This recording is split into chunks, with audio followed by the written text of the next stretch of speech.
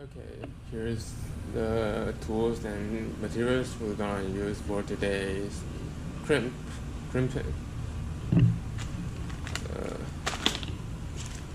For this center multi-coil wire, we're gonna use for debond, like this. And we'll use this kind of terminal. But if you choose the other one like these, you can let the wire connect with the board with the connector. And for the thicker one, we're gonna crimp it with the ferrule, these, and we're gonna make it more durable with the tube, which we call it heat strip tube. Okay, now let's start with the. Okay, now let's start with the debond. First, we cut a small piece of the wire, and then we have to measure how long should we strip.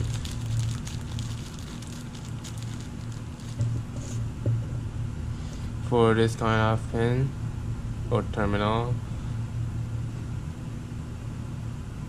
you can see that we have to strip this long. After you check out the length, because I prefer to use this kind of stripper because I think it's more convenient than the traditional one.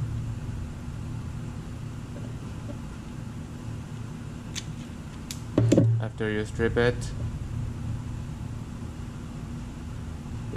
we will twist it with our finger,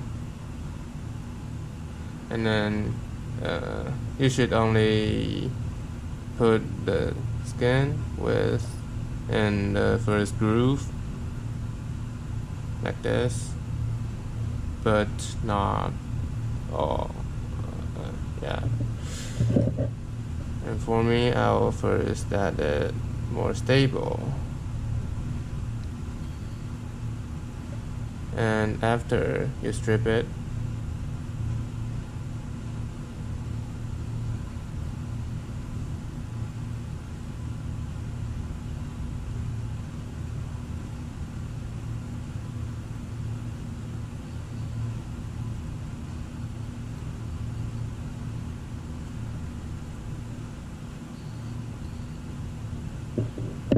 you'll see that the metal part goes around.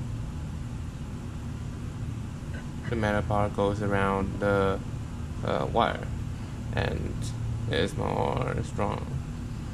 But we also need to make the second groove close.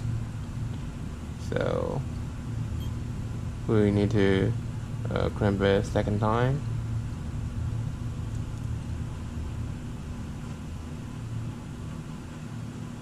And you have to make sure that you don't damage the part in front of this.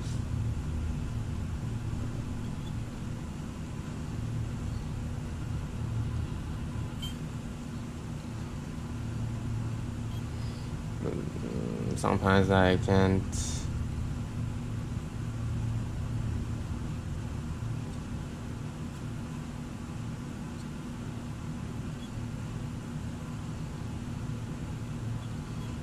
Sometimes if it did not work, you can use the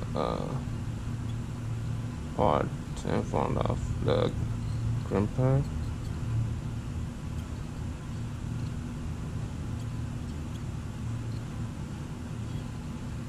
And you see that now it's more stronger. Then we put it in the